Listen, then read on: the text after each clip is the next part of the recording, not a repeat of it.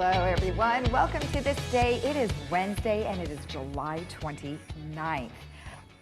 We dug up a brain teaser for you, so let's go ahead and read that right now. Two scientists walk into a bar. One asks for H2O, and the second one asks for H2O too. Which scientist dies? So there you go. We will have the answer later on in our program. All right, let's go ahead and tell you about our meetings that we have. We have one meeting today, and it is the third resident policy and compliance meeting, and that'll be at 9:30 this morning. And if you would like to watch that, you could go to lagunawoodsvillage.com/meetings. Now, on our show today, we have the Orange County Sheriff, Don Barnes, and we sat down and talked for quite some time about different things like dispatch calls volume that they have, the jail population, as well as just giving us an idea of what it's like in the jails right now with COVID-19. And then we will also have some community information that I will be sharing with you. Let's go ahead and give you our regular resources as we normally do. OCHealthInfo.com, where you can get all of your numbers, cdc.gov, which is staying healthy, covid19.ca.gov, which is where you can follow along with the governor's reopening plans. And then, of course, they have a new hotline, 714-834-2000. You could always go to our website, which is lagunawoodsvillagealerts.com, and you can email us any questions at info@lagunawoodsvillage.com. Let's take a look at our weather. It is slowly but surely going to be quite warm by the end of the week. Today, we're looking at 83, 64, actually 61, 89, 67, and then it's going to be even hotter on Friday, 93, 69, Saturday, 90, 66, and then yay, Sunday, a little bit cooler, but still sunny, 83, 65. Now, our sunrise this morning was at 6:01, and the sunset will be at 7:53. And look at this. Mark Rabinowitz found an adorable squirrel wearing a mask. Can you believe it? I just love it. Mark, thank you so much for sending in the picture of the squirrel. I added the little mask, so I hope you don't mind. Anyway, thank you, Mark, for sending that in. If you guys have a fun picture or something that you see that's beautiful around town, give us an email and attach that to lagunawoodsvillagetv@gmail.com. All right, when we come back, we will have Orange County Sheriff Don Barnes. Stay tuned.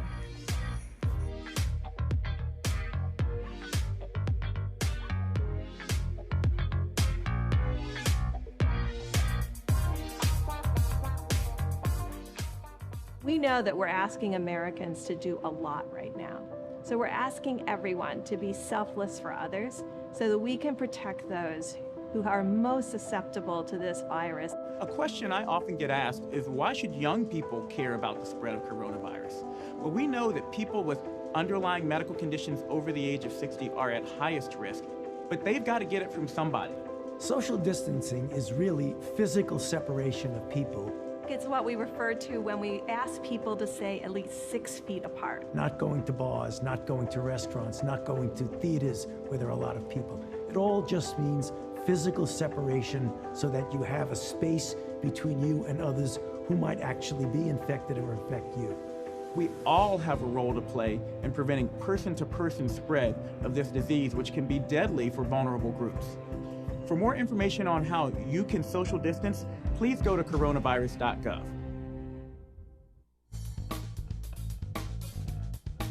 At Harvard Eye, we're so happy to be open again to see you for all of your medical and surgical eye care. We're taking great care to protect everyone from COVID-19 by seeing fewer patients, spacing out chairs in the lobby, sanitizing our office constantly, and doing much more. The world is changing a lot, but what hasn't changed is we're honored by your trust and confidence and committed to keeping you safe. We can't wait to see you again.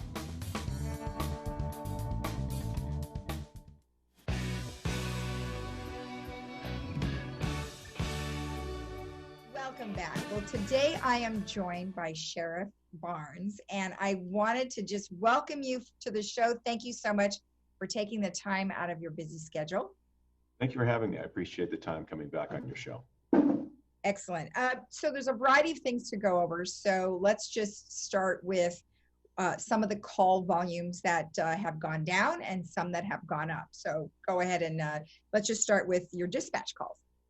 Sure. Well, before we go into that, I just want to maybe update your viewers that we obviously been in the height of COVID for some time now. Getting back to the beginning of the year before COVID even emerged into California, we made some pretty determinate changes in the way we're handling calls for service and some of our practices. As a safeguard, we shut down some of our front counter services.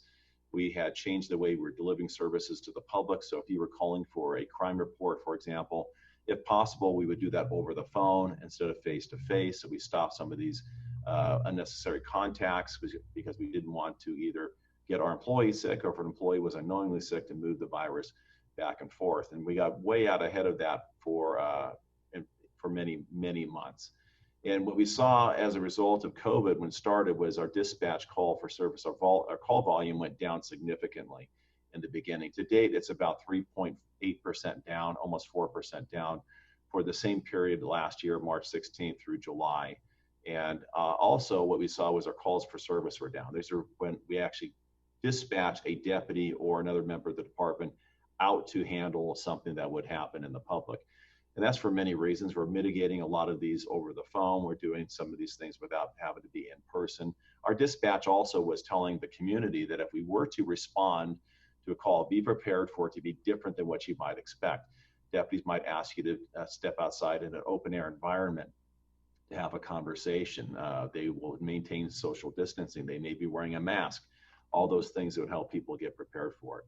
What we also saw for a time was our domestic violence calls. I became really concerned about what was going to happen when we had people staying at home in close quarters in a high stress environment that many people were dealing with, either being laid off, losing their jobs, the financial pressure of having to deal with those things. So really started watching two categories of calls, and those are domestic violence calls. And right now they're up about 1%. They were down, they were up much higher about 2 months ago. They increased and spiked. And we actually had a great campaign to educate people about how to navigate through those issues, to get help where needed. And domestic violence shelters are still open and operating, and everything we could to get those numbers back down. They did decline back to where they are today. So they're about on par to where they would be normally. Of course, domestic violence is something we're always watching for. And the other ones are the child custody calls. These are people who, married couples or people who have children, have child custody arrangements through the court, and how those get worked out. And they're up a little bit now than compared to where they were before, but last month they were up significantly, was 10% higher. So those are starting to wane back down as well, maybe because people are getting back to normal, at least for a brief period, and these numbers will trickle back in over time. But overall, we've been able to navigate through the COVID challenges that have been presented to the department, how we serve the public. Some of our services, counter services and other services are still closed, but we're trying to find new ways to deliver those services to members of the community so they know that they can still be served appropriately. Well, I would imagine that going forward, you know, this is kind of our new normal, and really not sure when it's going to end. So it's sort of an adaptation that everybody has had to, you know, kind of get on board. And it seems like you guys are doing a great job of that. And I think it's interesting to look at the calls of service are down they were down 23%. So are people just not finding that they need to call you, or what do you attribute that lower number to? Well, we know that when commerce was stopped for several months and people were home, some of the calls for service that we generally go to, those crimes just didn't occur. Those thefts that would occur during the day, the commercial burglaries that would occur because businesses were closed. So I think some of the opportunities to commit crime had stalled or stopped through that period, and that was one of the big indicators. But there are things too that were impacted. When you didn't have people commuting to and from work, our traffic collisions were reduced, and traffic enforcement was stopped for a little while, at least wasn't as high as it would be before. One thing was interesting though, although traffic collisions were reduced, the severity of the collisions that did occur were much worse because people were driving much faster because there wasn't much traffic to slow them down. So there is, you know, positives and negatives on both sides of that we were addressing. But we'll get back to what was normal before. It'll be redefined, as you said, the new normal, as we start to navigate through COVID. But everybody's going through this in real time and for the first time, and hopefully the last time, because what we've learned through this is you're stopping commerce and everything that goes with it, and all the impacts that are the result of that upon families and businesses and employees. We can't do this like light switch off and on and off and on over and over again. We have to get back to a good baseline of being responsible in how we address COVID going forward. And that takes a community to buy into that. Okay, definitely well said. Jail population, that's been a hot topic. And then you have some numbers that you'd like to share with us, and also regarding releases. So why don't we just go through that and let us, share with us some of the ideas behind it. Sure. There's been some misinformation out about some of the things that we have done through our response to COVID, specifically with our jails. The Orange County jail system is one of the largest jail systems in the nation. It's considered a mega jail. We have the capacity for 7,600 people within our jails. Earlier last year, I had closed the Music Branch jail for a reconstruction project. And I took those people who were there. I canceled the ICE contract when I did that. We had a contract to house up to 950 ICE detainees, but we canceled that contract that allowed us to move our deputies assigned to the music jail to our other facilities and start addressing the mental health crisis that we are dealing with within the jails. I know I shared with you before in a previous episode that our jail, the Orange County jail system, is the largest mental health hospital in Orange County. We have, when we're at capacity, or at our normal capacity, I should say, prior to COVID, we had 2,000 people who have a daily nexus to mental health treatment. That's 2/5 or 40% of our jail population every day.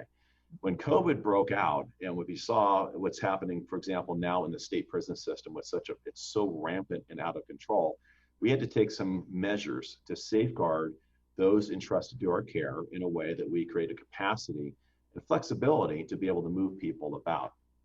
And the way we did that was, first of all, my jail population's already down. So I had a benefit already because I already had some existing capacity within the jail, but I needed more than that. During a declared emergency, the government code allows me tremendous ability to reduce the jail population. In fact, the government code says I can release anybody from the jail during a declared emergency. That was not what I was going to do. We have not had to release inmates early from jail for well over a decade. We've been able to operate within our capacity and not have early releases. But this is different with the COVID population. So we were trying to navigate our way through COVID and not have to release anybody. And then about mid-March, we had our first COVID case. And when that happened, it was in one of our dormitories, which houses 68 people. And we knew that we were going to have a problem with other people maybe getting infected. So we put several measures in place. First, how we're going to treat those within the jail. Those who had symptomology, flu-like symptoms or fever, whatever that might be, we would isolate in medical isolation so they can't have contact with anybody else. And when we did that, based on symptomology, what we found was about 40% of them were COVID and about 60% were just sick. They had the flu or some other sickness, but we didn't want that to spread either. And then those in our general population housing, like that dormitory I referred to, all those inmates who had been exposed to somebody, knowingly exposed to somebody within COVID, we would quarantine them for 14 days based on CDC guidelines and observe. Some would get symptomology, get moved to isolation, and some would just be quarantined and not get sick. But I want to share an interesting fact about that as well. And then we also had a process where every new booking coming in, people being arrested and brought to the jail, were automatically quarantined for 14 days and observed and tested. Every one of these people were being tested before they were released back into the general population. And that's important because not everybody had the ability to do that. We did. We also tested all of our employees as well. We had several employees who had COVID in the beginning, and it's changed recently because of some of the protests that we participated in, other things where those employees are getting sick. But at the height, we had 220 inmates within our jail that had COVID-19. And through these processes of treating them, isolating them, quarantining them, testing them, we were able to bring our numbers down at one point down to 0 with our intra-facility transfers. And most of the cases that are coming in now, we have about 31 cases as of this morning. 18 of the 31 are new inmate bookings. People were brought in from the jail. But I told you there was an interesting thing that we observed, and we observed this months ago, long before maybe even the general population was saying this. And this is important when you look at what's happening within the community today. When we had those inmates who had been exposed to COVID and we quarantined them, and they never got sick. They didn't get the symptomology consistent with what we're looking for. When we tested them after 14 days, about 80% of them tested positive for COVID-19. Huh.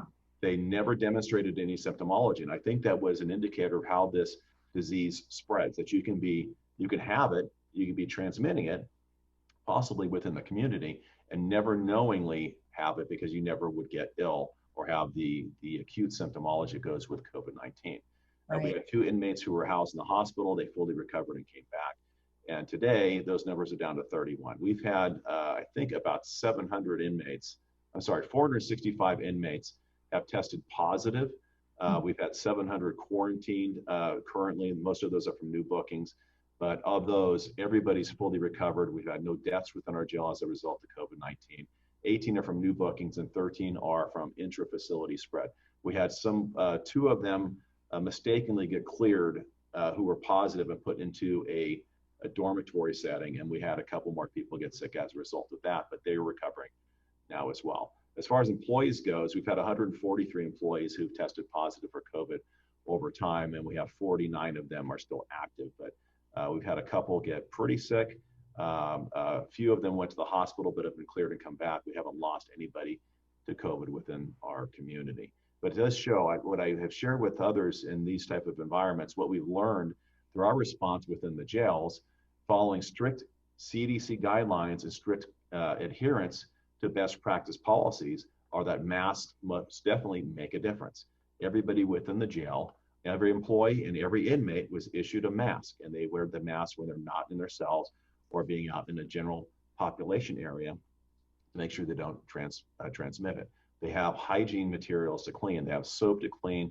If somebody leaves a cell in the booking loop, we go through and clean that as well. So all the things that have been shared for some time about wearing a mask, hygiene, social distancing, staying home when necessary, makes a difference and definitely can help bend that curve back down so we're not going through this for a third time once we get over this.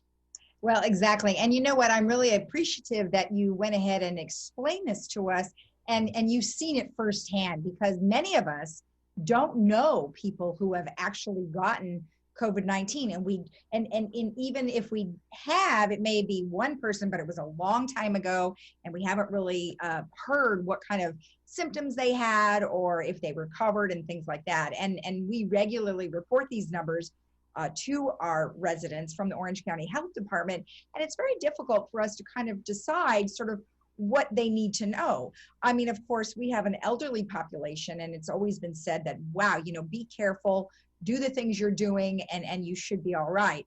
But to hear you say that people are getting it, they are recovering, or they are getting and they're sick and they're not dying, is really important information for us to hear.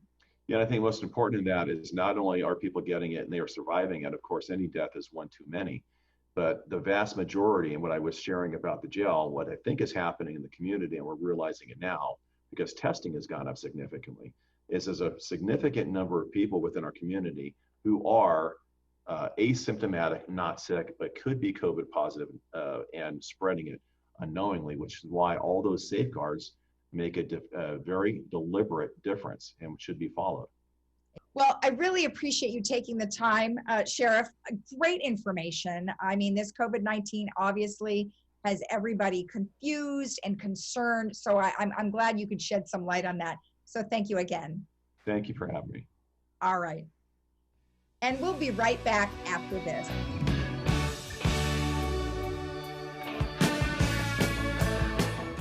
Hi, I'm Lieutenant Kimber Mood with the Orange County Sheriff's Department. We've seen an increase in phone scams where con artists pretend to be someone they are not, including law enforcement officers. Don't be a victim. Trust your instincts. If a call seems suspicious, it probably is. For example, the Orange County Sheriff's Department will never require payment over the phone. If you receive one of these calls, contact the Orange County Sheriff's Department as soon as possible and visit our website to learn more about scams. Hello. RadNet is the nation's largest outpatient medical imaging network, providing thousands of imaging procedures each day. During this time, RadNet remains committed to serving the needs of our communities. Our radiology centers are open and will remain open to treat patients. Rest assured that RadNet is following CDC protocols and taking every measure to ensure the safety and well-being of our patients and staff. RadNet has recently been asked by local hospitals to help provide outpatient imaging services for their patients, and RadNet is committed to supporting those needs. We are available to take your calls and schedule your appointments. To schedule an appointment online, visit myradiologyconnectportal.com or visit our website at radnet.com for more information and to find a location near you. Be healthy and be safe.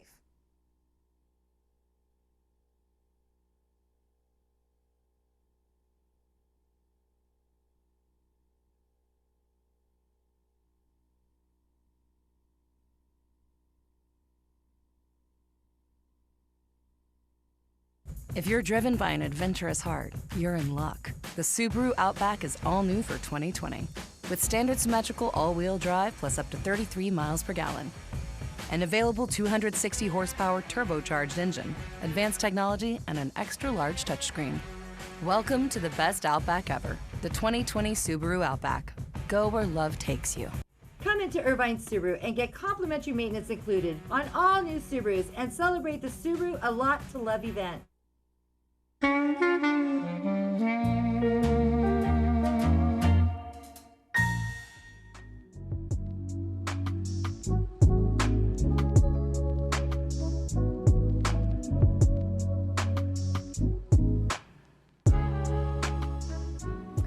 Since it's going to be very hot over the next few days and through the weekend, I thought I would share with you some recipes for some delicious smoothies.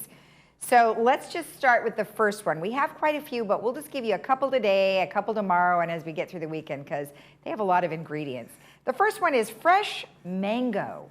And you're gonna have 1 cup of mango, peeled and diced, 1 cup of a plain non-fat yogurt, or you could choose vanilla, and a 1/2 cup of crushed ice, and then see how that goes. And if you want it a little thinner, you could add milk or water. Then the second one I have is watermelon with ginger and lime. Now that would take 2 cups of chopped watermelon, a juice of 1 small lime, 1 tablespoon of chopped fresh mint, and 1 teaspoon grated fresh ginger root. And you know, the ginger root actually is really great to have if you're having any tummy problems. So you might really like the combination too. It's very tasty.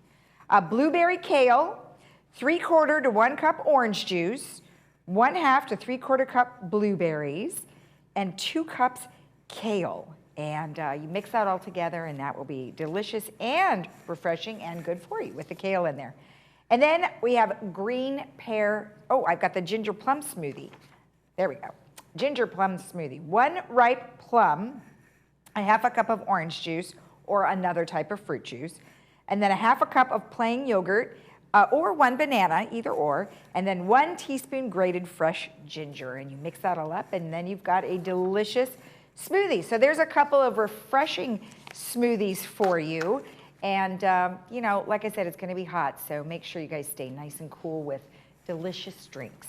Okay, so did you get the correct answer to our brain teaser? I will reread the question. I don't want to tell you, I already gave you the answer. It's the second scientist. Both scientists asked for water, but the bartender thought the second scientist asked for H2O2. So anyway, H2O2 is actually hydrogen peroxide, and if ingested, can be lethal. So don't do that. All right, so hopefully you had fun with that one. A couple of announcements for you. We have something that is coming up here. We have gentle yoga, and gentle yoga for healing and strengthening. And that will be starting Thursdays, July 30th, and that'll be from 10 a.m. to 11 a.m. So you'll want to get in on that early because it is a 5-week series, And you can email Jennifer Payne, who is Monarch's Senior Ambassador. So this is in conjunction with Monarch Healthcare. And you can catch her at jpayne, Jpayne, at mhealth.com. And then she will send you the Zoom link for you to be able to participate in that gentle yoga for healing and strengthening. So that's awesome. Great Plates has been extended now through August 10th.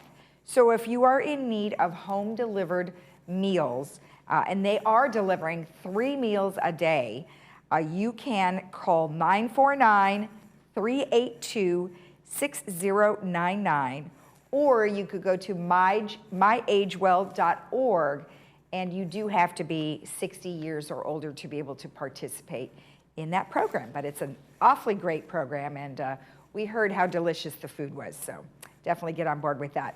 We have a head-to-toe exercise program that you can participate through AgeWell, and you can participate Monday through Friday from 9 a.m. to 10 a.m., or you could do Monday, Wednesday, Friday, 11 a.m. to 12 p.m., or you can do it the whole week. It's up to you. It is put on by an arthritis instructor, Christina Stifel, and it's a class that reduces the pains that arthritis brings to joints and the body while standing or sitting at your own pace. To sign up, you can call her at 949-973-8973, and it's just $2 a class. So that is a great deal. As we mentioned last week on the tennis and pickleball and paddle tennis, doubles are now in place. So that's awesome news. And then I just wanted to go over some of the hours with you. It's 7 a.m. to noon and 4 p.m. to 8, and reservations are required.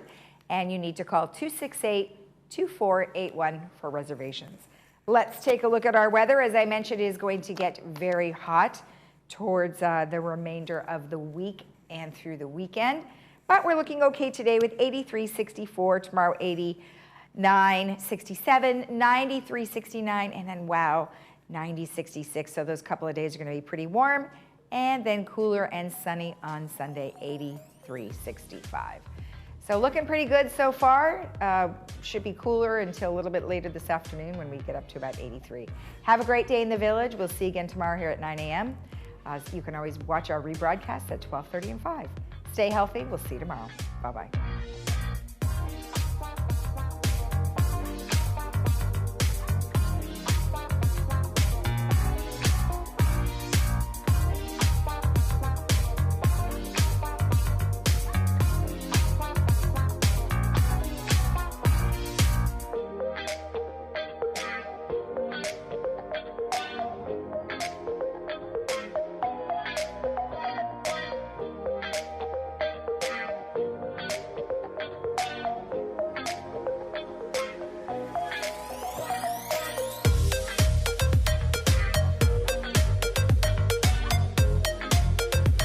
Parkinson's disease is a neurological movement disorder affecting an estimated 1 million Americans, including many under age 40.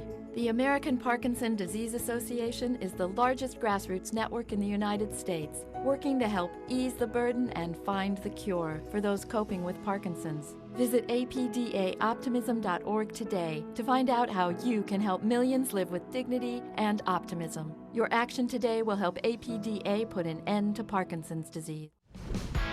Tip. Toss. Take action. Don't give mosquitoes a fighting chance.